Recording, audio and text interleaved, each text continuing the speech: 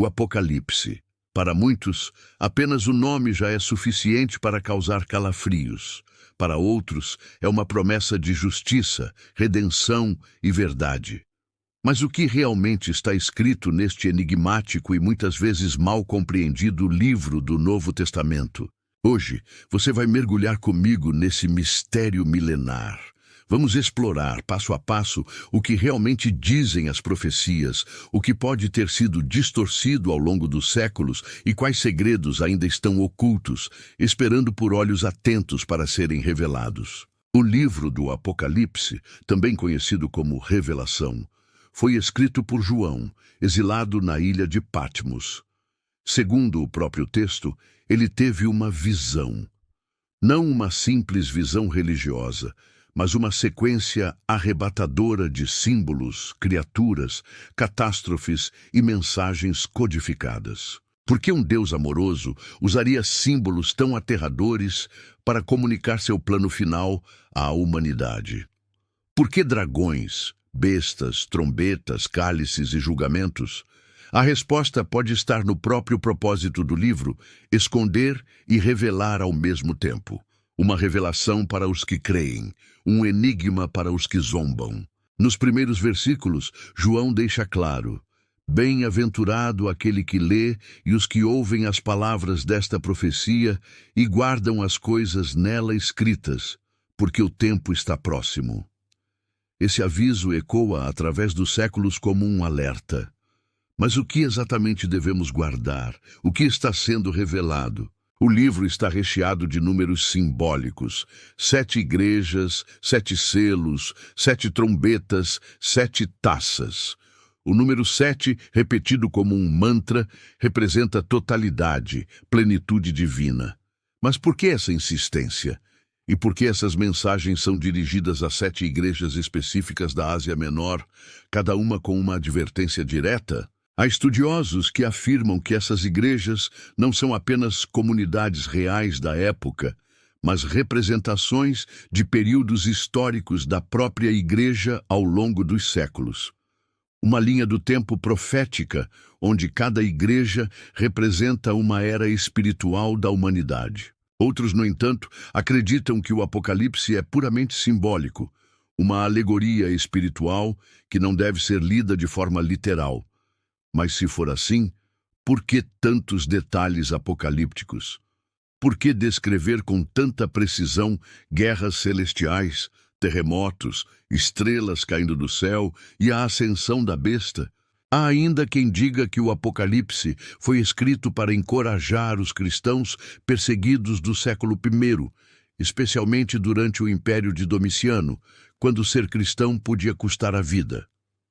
Neste contexto, as figuras como a besta e o falso profeta seriam, na verdade, disfarces simbólicos para o Império Romano e seus líderes tirânicos.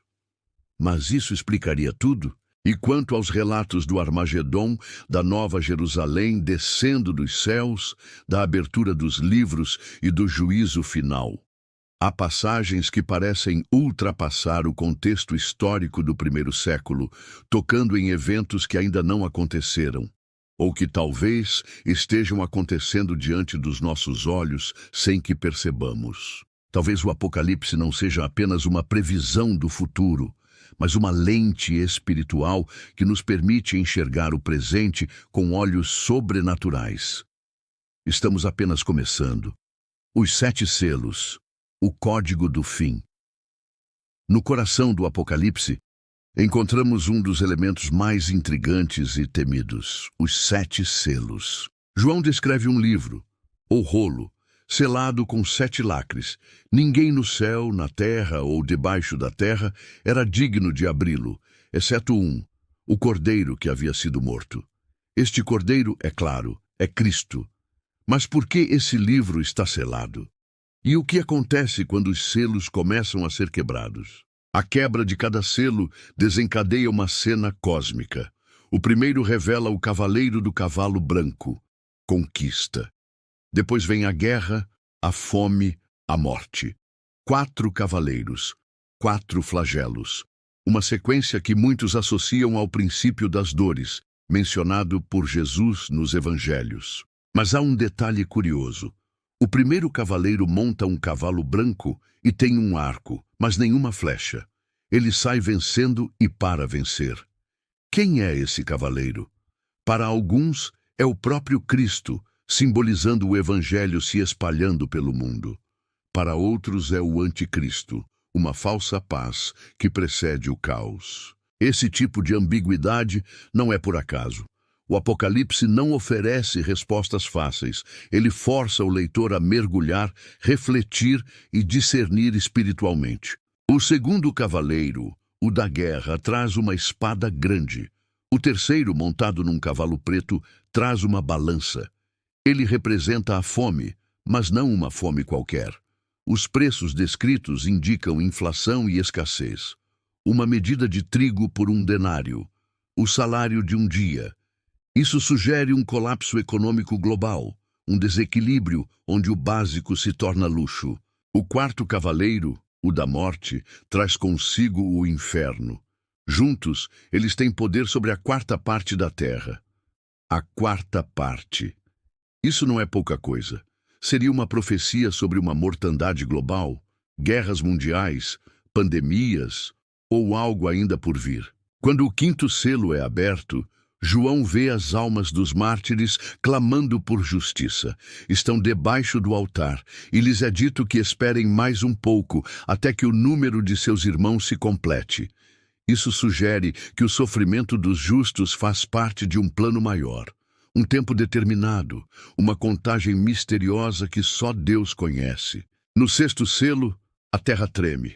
O sol fica negro como saco de crina, a lua se torna como sangue, as estrelas caem. É como se a própria criação estivesse em convulsão. São eventos celestiais que ultrapassam qualquer simbolismo. Ou seriam descrições literais de uma catástrofe cósmica. Alguns teólogos apontam para paralelos com profecias do Antigo Testamento, especialmente em Isaías e Joel. Há conexões com as pragas do Egito, com os sonhos de Daniel e com os sinais do fim mencionados por Jesus. Quando o sétimo selo é aberto, há silêncio no céu por cerca de meia hora. Silêncio. Após uma sequência tão ruidosa, o silêncio pesa como uma montanha. É o prenúncio de algo ainda maior, algo que vem a seguir. Muitos estudiosos veem nesse silêncio o intervalo antes das 7 trombetas, uma pausa entre atos. Outros veem um momento de julgamento celestial, onde até os anjos se calam diante da gravidade do que está por vir. Mas, e se os 7 selos não forem eventos isolados, e sim camadas do mesmo momento? E se o Apocalipse não estiver nos contando uma história linear, mas revelando o mesmo fim de múltiplas perspectivas? Como espelhos que se voltam um para o outro, multiplicando e distorcendo a imagem. Uma linguagem simbólica para descrever uma realidade que vai além das palavras. E se os 7 selos forem um código, uma chave espiritual que só pode ser compreendida por aqueles que já vivem no espírito da revelação. O que está selado não é apenas o livro, é também o coração dos homens. E talvez, à medida que cada selo se rompe, o mundo se veja confrontado com sua própria verdade. As 7 trombetas, sons do juízo. Quando o sétimo selo é aberto e o silêncio celestial se desfaz, algo novo começa. 7 anjos recebem 7 trombetas. E com cada som que ressoa, um julgamento é derramado sobre a terra. As trombetas no Antigo Testamento marcavam acontecimentos importantes, como a queda de Jericó ou o anúncio do jubileu. No Apocalipse, elas não apenas anunciam, elas ativam catástrofes em cadeia. A primeira trombeta traz granizo e fogo misturado com sangue. 1/3 da terra é queimada, árvores e toda a relva verde. Isso poderia representar desastres ecológicos? Incêndios florestais de proporções globais? Ou seriam imagens simbólicas da destruição de tudo que dá vida? A segunda trombeta soa, e algo como um grande monte em chamas é lançado ao mar. 1/3 do mar se torna sangue, e morrem criaturas marinhas e navios. Seria isso a descrição de um meteoro?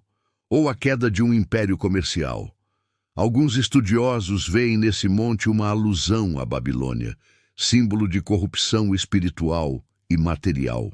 Na terceira trombeta, uma estrela ardente chamada Absinto cai do céu e envenena as águas doces.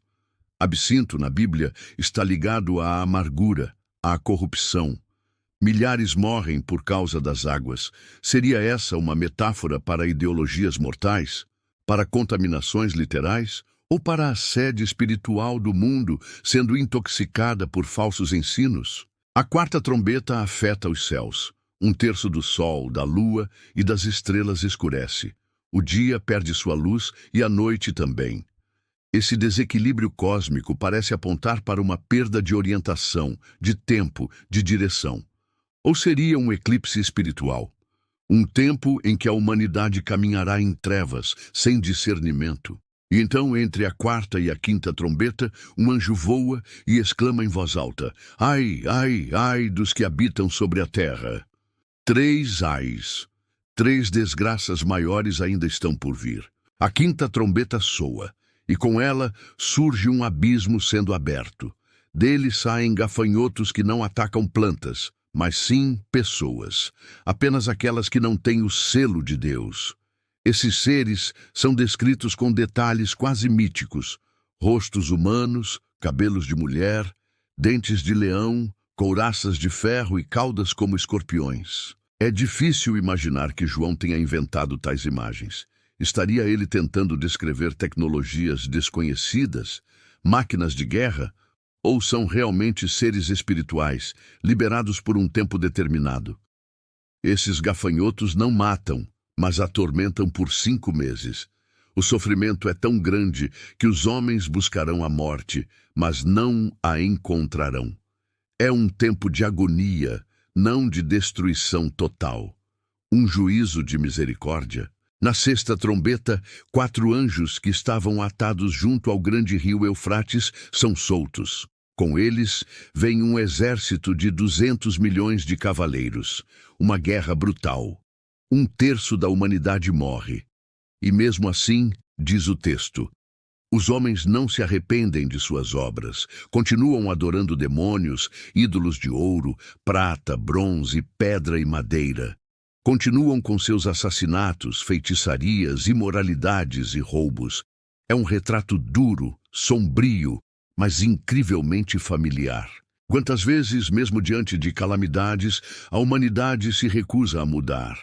Antes da 7ª trombeta, há uma pausa. Um anjo forte desce do céu com um livrinho aberto. João é instruído a comer o livro, na boca, doce como mel, no estômago, amargo. É a experiência da revelação, bela ao ser recebida, mas dolorosa ao ser digerida. A verdade ilumina, mas também confronta. E então a 7ª trombeta soa. Vozes celestiais declaram: o reino do mundo passou a ser de nosso Senhor e do seu Cristo, e ele reinará pelos séculos dos séculos. Parece o fim, mas ainda não é. É apenas mais um ângulo do mesmo fim. As trombetas são ao mesmo tempo juízo e apelo. São avisos para que a humanidade desperte, para que o coração endurecido se quebre, para que os olhos cegos vejam. Mas o Apocalipse é claro, nem todos responderão ao chamado. A besta, o falso profeta e o número 666. No centro do Apocalipse surge uma figura sombria que tem alimentado debates e teorias há séculos. A besta. Mas o que, ou quem, é essa entidade? Uma nação? Um sistema? Um líder político? Ou algo ainda mais profundo e espiritual? João vê uma besta que emerge do mar. Ela tem 10 chifres, 7 cabeças, sobre os chifres 10 coroas e sobre as cabeças nomes de blasfêmia. Seu corpo é como o de um leopardo, seus pés como os de um urso, sua boca como a de um leão. É uma colagem de feras descritas por Daniel no Antigo Testamento, impérios sucessivos que dominam a terra. Essa besta recebe poder do dragão, o próprio Satanás, segundo o texto. Ela é ferida de morte, mas sua ferida é curada e o mundo se maravilha diante dela. Um falso milagre, uma simulação de ressurreição. Um líder que retorna do esquecimento? Ou seria uma ideologia que parecia extinta, mas volta à tona com nova força? Essa besta profere arrogâncias contra Deus e persegue os santos. Ela tem poder por 42 meses, 3 anos e meio, um período que se repete no Apocalipse como símbolo de tribulação, tempo de prova, tempo de conflito. Depois surge uma segunda besta. Esta vem da terra. Tem 2 chifres como cordeiro, mas fala como dragão. Parece inofensiva, mas sua fala traz sua verdadeira natureza. Essa figura realiza sinais, até mesmo fogo caindo do céu. Engana os habitantes da terra. Ordena que se faça uma imagem da primeira besta. E então institui uma marca. Ninguém pode comprar ou vender sem ela. É aqui que o texto nos entrega um dos maiores enigmas da Bíblia. O número da besta. 666. 666. Número de homem, diz o texto.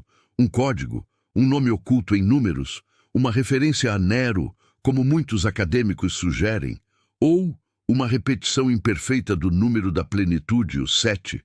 6, repetido 3 vezes, o número da incompletude elevado ao extremo. Uma trindade profana, zombando da trindade divina. A marca, seja literal ou simbólica, indica pertencimento, uma submissão total a um sistema anticristão. E isso levanta perguntas atuais e desconfortáveis. Estamos sendo condicionados a aceitar essa marca? Tecnologias de rastreamento, controle digital, sistemas financeiros centralizados, tudo isso pode estar pavimentando o caminho para um controle global sem precedentes? Alguns enxergam no avanço da inteligência artificial, na biometria e na digitalização monetária uma sombra profética. Outros dizem que não passa de paranoia. Mas será coincidência que João tenha associado a marca da besta à economia, ao comércio, à sobrevivência? E se o verdadeiro perigo não estiver no número ou no símbolo externo, mas na conformidade interna? E se a marca já estiver sendo gravada, não na pele, mas nas escolhas, na alma? Essa besta, unida ao falso profeta, forma um eixo de engano. Um sistema que imita milagres, que finge espiritualidade, mas cujo coração está corrompido. É o sistema que mistura religião com poder, fé com controle, revelação com manipulação. E esse sistema, segundo o Apocalipse, não é algo distante. É algo que atua agora, moldando consciências, distorcendo verdades, oferecendo falsas seguranças. Muitos se perguntam: será que a besta já está entre nós? Será que estamos vendo os primeiros sinais? Ou será tudo simbólico, um grande teatro de metáforas espirituais? A resposta pode estar no espelho. A mulher, o dragão e a guerra nos céus. No centro da narrativa apocalíptica surge uma visão poderosa e profundamente simbólica. Uma mulher vestida de sol, com a lua debaixo dos pés e uma coroa de 12 estrelas sobre a cabeça. Ela está grávida e grita com dores de parto. Diante dela aparece um grande dragão vermelho com 7 cabeças e 10 chifres, pronto para devorar o filho assim que ele nasça. Essa imagem é uma das mais ricas e misteriosas de todo o livro. A mulher é frequentemente interpretada como uma representação de Israel, as 12 estrelas refletindo as 12 tribos, ou, em outra camada, como a própria igreja. Alguns a veem como Maria, a mãe de Jesus, cujo filho foi ameaçado por Herodes. Outros dizem que ela simboliza o povo fiel de Deus ao longo dos séculos. O filho que ela dá à luz é descrito como aquele que governará todas as nações com cetro de ferro, uma referência clara ao Messias. Ele é arrebatado para Deus e para o seu trono, enquanto a mulher foge para o deserto, onde é sustentada por 1260 dias. Mais uma vez, 3 anos e meio. Um tempo de refúgio, um tempo de proteção sobrenatural. O dragão, por sua vez, é identificado claramente. É a antiga serpente, chamada Diabo ou Satanás. Ele é expulso do céu por Miguel e seus anjos, em uma batalha celestial, que rompe com qualquer narrativa meramente terrena. Essa guerra nos céus não é apenas uma disputa cósmica, é um reflexo das batalhas espirituais que ocorrem em nosso mundo. Quando o dragão é lançado à terra, ele passa a perseguir a mulher. E então, furioso, volta-se contra os descendentes dela, os que guardam os mandamentos de Deus e têm o testemunho de Jesus. Isso sugere que o conflito espiritual, ainda que tenha raízes celestiais, se manifesta aqui, entre nós. A perseguição não é apenas política ou religiosa, ela é existencial. É uma batalha entre luz e trevas, verdade e engano, vida e destruição. A simbologia do deserto é fundamental. No deserto, Deus alimenta, protege e prepara. Foi assim com Israel, foi assim com Jesus, e é assim com a igreja em tempos de provação. O deserto é o lugar onde a dependência de Deus se torna total, onde não há recursos humanos, onde só o sobrenatural sustenta. Mas o texto vai além. O dragão invoca uma torrente de água para tentar afogar a mulher, mas a terra ajuda, engolindo o rio. Isso mostra que até mesmo a criação responde à ordem de Deus em favor de seus filhos. Nada está fora do seu controle. Muitos veem nessa narrativa um espelho do grande conflito que se intensifica nos últimos dias. Um tempo em que o remanescente fiel será perseguido não apenas por sistemas humanos, mas por forças espirituais atuando através desses sistemas. O Apocalipse, com essa imagem, revela que a perseguição não é sinal de abandono, mas de posicionamento. A mulher foge, mas não está derrotada. Ela é sustentada. Seus filhos são alvo de ódio, mas também de proteção divina. E aqui surge uma pergunta inquietante. Se há uma mulher protegida, há também aquelas que não são? Se há descendentes fiéis, há outros que não resistem à pressão? Essa distinção, ainda que sutil, atravessa todo o Apocalipse. O livro constantemente fala de vencedores, aqueles que lavaram suas vestes no sangue do Cordeiro, que não amaram suas vidas até a morte, que resistiram ao sistema da besta. Esses não são super-heróis espirituais. São homens e mulheres comuns, mas com uma fé inabalável. A mulher vestida de sol aponta para a identidade do povo de Deus, gloriosa, protegida, mas também perseguida. Uma noiva em fuga, aguardando seu resgate final. Um sinal no céu e na terra. O dragão está entre nós, a mulher ainda corre, e nós somos parte de seus filhos fiéis. Babilônia, a grande meretriz e o cálice da ira. Entre as visões mais provocativas e simbólicas do Apocalipse está a da mulher, vestida de púrpura e escarlate, adornada com ouro, pedras preciosas e pérolas. Ela se senta sobre uma besta escarlate, cheia de nomes de blasfêmia. Na mão, segura um cálice de ouro cheio das abominações e da imundícia da sua prostituição. E sobre sua testa, um nome misterioso: Babilônia, a grande, a mãe das meretrizes e das abominações da terra. Mas quem é essa mulher? Não é a mesma do sol e das estrelas. Esta representa algo muito diferente, um sistema sedutor, opulento e espiritual. Uma força que seduz reis e multidões. Ela não impõe o mal com violência, mas o vende como beleza, como prazer, como liberdade. Seu poder está no engano, na sedução. Ela embriaga as nações com o vinho de sua prostituição. Babilônia, na Bíblia, é símbolo de rebelião organizada contra Deus. Desde a Torre de Babel, o nome carrega a ideia de uma humanidade que se une para exaltar a si mesma em oposição ao céu. Na narrativa profética, Babilônia não é apenas uma cidade, é um espírito. Um sistema que se manifesta em culturas, impérios, religiões e economias ao longo da história. E ela não anda sozinha, ela monta a besta, aquela mesma que vimos anteriormente. Isso mostra que a prostituta e a besta trabalham juntas. Uma representa o sistema religioso corrompido, a outra, o poder político e militar que a sustenta. um pacto profano entre religião e Estado, entre fé e controle. O cálice na mão da meretriz é dourado por fora, mas cheio de abominação por dentro. Uma imagem clara de hipocrisia, aparência de piedade, mas corrupção no coração. O culto da forma sobre o conteúdo, da tradição sobre a verdade, da aparência sobre a essência. E o texto vai além. Os reis da terra se prostituíram com ela, e os mercadores enriqueceram com seus luxos. Babilônia é uma cidade, sim, mas também um sistema econômico global. Um mercado espiritual que vende tudo, até mesmo as almas dos homens. A narrativa então nos leva ao seu juízo. Vozes do céu clamam: caiu, caiu a grande Babilônia. Em uma hora sua destruição vem. Riquezas acumuladas por séculos são consumidas num instante. Os reis choram, mas de longe. Os mercadores lamentam, mas não tentam salvá-la, porque o amor deles nunca foi por ela. Foi pelo que ela oferecia.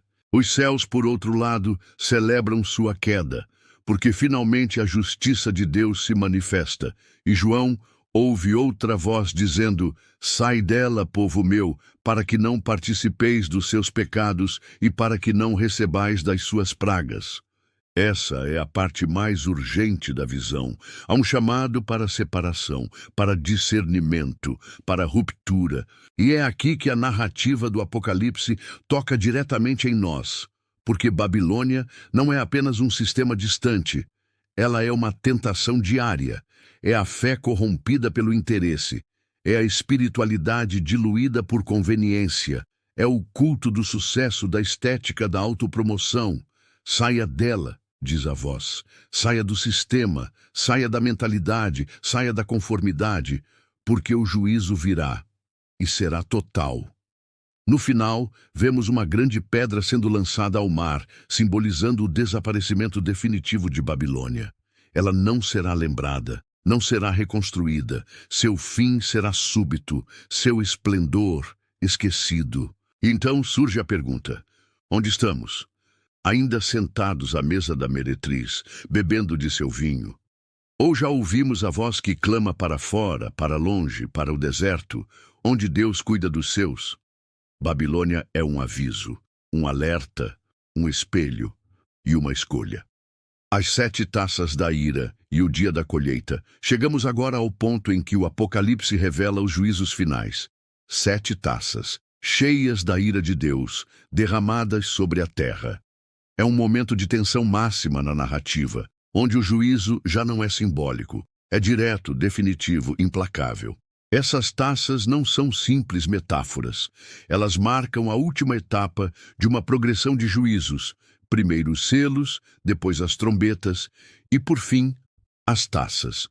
Cada uma delas atinge aspectos distintos da criação e da vida humana, desmontando, camada por camada, o sistema mundano estabelecido. A primeira taça atinge os que têm a marca da besta. Surgem úlceras malignas. Não é apenas sofrimento físico, é revelação da consequência espiritual. Aquilo que foi escolhido em rebelião, agora gera dor. A segunda e a terceira transformam o mar e os rios em sangue. Não há mais água potável. A fonte da vida se corrompe. Um juízo contra o consumo, a ganância, a destruição da criação. A quarta atinge o sol, e os homens são queimados com calor intenso. A quinta mergulha o trono da besta em trevas, literal ou simbólico, é o colapso da autoridade anticristã. A sexta prepara o caminho para a batalha final. O rio Eufrates seca, abrindo espaço para os reis do Oriente. E demônios semelhantes a rãs saem da boca do dragão, da besta e do falso profeta. Espíritos de engano que reúnem os reis da terra para a guerra do grande dia do Deus Todo-Poderoso. E aqui entra o mistério de Armagedon. Esse nome, tão famoso quanto mal compreendido, aparece apenas uma vez nas Escrituras. É mais do que um lugar, é um símbolo, um ponto de convergência entre os poderes do mal e a justiça de Deus. A batalha não é apenas militar, é espiritual. Uma guerra de ideologias, de verdades, de reinos. A sétima taça sela tudo. Há trovões, relâmpagos, um terremoto como nunca houve. A grande cidade se parte em três. As ilhas desaparecem. Granizo com peso de um talento, cerca de 30 quilos, cai sobre os homens. E ainda assim, muitos blasfemam. Mas mesmo nesse cenário de juízo, há uma imagem de esperança, a colheita. João vê alguém semelhante ao Filho do Homem, com uma coroa de ouro e uma foice afiada. Um anjo clama: lança tua foice e ceifa, pois chegou a hora de ceifar, porque a seara da terra está madura. Duas colheitas ocorrem, a primeira dos justos, a segunda dos ímpios, lançados no lagar da ira de Deus, onde o sangue corre como um rio. Aqui, o Apocalipse revela que ninguém passa despercebido. Toda escolha é colhida, toda semente boa ou má traz sua consequência. E essa imagem da colheita ecoa uma verdade espiritual profunda. O tempo da misericórdia não é infinito. Há um momento em que o ciclo se fecha, em que a terra para de ouvir e começa a responder, em que Deus silencia e age. Nesse ponto, a narrativa chega ao ápice do contraste. O vinho da ira e o sangue do cordeiro, a colheita dos que se entregaram e a dos que resistiram. E nós? Em qual campo estamos? Essa pergunta não é retórica. Ela ecoa desde os primeiros capítulos, desde as cartas às igrejas, e agora ressoa com força. Quem tem ouvidos, ouça. Quem é justo, pratique a justiça. Quem é sujo, suje-se ainda, porque o tempo está prestes a acabar. E a foice já foi afiada. O trono branco, o novo céu e o mistério final. Ao final das visões do Apocalipse, após o juízo das taças, a queda da Babilônia e a destruição da besta e do falso profeta, João vê algo absolutamente definitivo. Um grande trono branco. A terra e o céu fogem da presença daquele que nele está sentado. Nenhum lugar se encontra para eles. Tudo está prestes a ser revelado. Diante desse trono estão os mortos, grandes e pequenos, em pé. E os livros são abertos. Mas há um livro especial entre eles, o livro da vida. E os mortos são julgados segundo as suas obras, conforme o que está escrito nos livros. Essa cena é o julgamento final. Não há mais impérios, não há mais máscaras, não há mais escapatória. Cada alma se vê diante do Criador sem disfarces. É o momento em que o tempo se curva diante da eternidade. E então a morte e o inferno são lançados no lago de fogo. Este é chamado de a segunda morte. Um conceito profundo e aterrador. Não apenas o fim da existência física, mas o fim definitivo de qualquer conexão com a vida divina. Uma separação eterna, não por imposição, mas por escolha, por rejeição da luz ao longo da vida. Mas logo após esse julgamento, algo inesperado e glorioso acontece. João vê um novo céu e uma nova terra, porque o primeiro céu e a primeira terra já passaram, e o mar já não existe. E ele vê a cidade santa, a nova Jerusalém, descendo do céu da parte de Deus, adornada como uma noiva preparada para o seu marido. Essa cidade é o cumprimento de todas as promessas, é o lar eterno dos que venceram. Suas ruas são de ouro, seus muros são de jaspe, suas portas são pérolas. Mas mais importante que sua beleza é sua essência. Deus habita ali. Ele enxuga dos olhos toda lágrima. E não haverá mais morte, nem luto, nem clamor, nem dor, porque as primeiras coisas passaram. A cidade não precisa de sol nem de lua. A glória de Deus a ilumina, e o Cordeiro é a sua lâmpada. As nações caminham à sua luz, e os reis da terra trazem sua glória para ela. As portas nunca se fecham, pois ali não há noite. E nada impuro jamais entrará, apenas aqueles cujos nomes estão escritos no livro da vida. No centro da cidade corre o rio da vida, claro como cristal, que sai do trono de Deus e do Cordeiro. Em suas margens está a árvore da vida, que dá 12 frutos, um para cada mês, e cujas folhas servem para a cura das nações. Essa imagem encerra o círculo iniciado no Éden. Lá, a humanidade foi expulsa da árvore da vida. Aqui, ela é restaurada a ela. Lá, o homem se escondeu de Deus. Aqui, ele o vê face a face. Lá, a terra foi amaldiçoada. Aqui, não há mais maldição alguma. É o fim e o novo começo. Mas antes do livro se encerrar, há um último chamado, uma última advertência, uma última promessa. Eis que venho sem demora. Bem-aventurado aquele que guarda as palavras da profecia deste livro.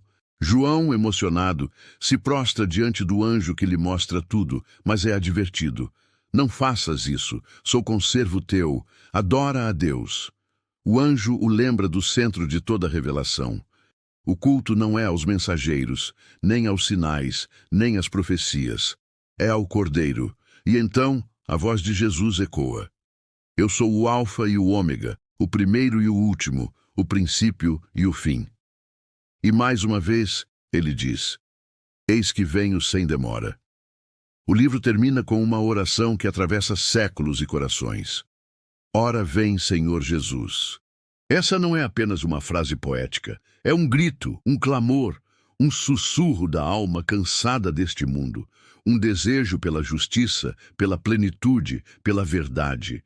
É o desejo por fim à dor, ao engano, à morte, é a expectativa pelo retorno do Rei.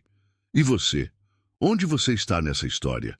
O Apocalipse não é um roteiro para o fim do mundo, é um chamado para o início da eternidade. Não é um código secreto para decifrar eventos geopolíticos, é uma convocação à fidelidade, ao amor, à vigilância. Ele revela o fim, para que você saiba onde está o verdadeiro começo. Que a luz do Cordeiro ilumine seu caminho, que seus olhos vejam além do caos, e que sua alma ouça, como João ouviu, a doce e terrível voz que diz, eu venho logo. Amém. Se esta jornada pelo Apocalipse falou ao seu coração, se algo dentro de você despertou, não deixe isso passar. Aqui no O Código da Fé, exploramos mistérios que muitos evitam, revelamos verdades escondidas e buscamos juntos as respostas que importam para a eternidade. Se este conteúdo te tocou, curta o vídeo. Isso ajuda mais pessoas a descobrirem essas mensagens profundas. Inscreva-se no canal para não perder as próximas revelações. Tem muita coisa ainda por vir e você não vai querer ficar de fora. E claro, ative o sininho para ser avisado assim que um novo vídeo for ao ar. Às vezes uma notificação pode chegar na hora certa, com a mensagem certa. Compartilhe este vídeo com alguém que precisa ouvir isso hoje. E lembre-se, o Apocalipse não é o fim, é o convite de Deus para um novo começo. Até a próxima revelação.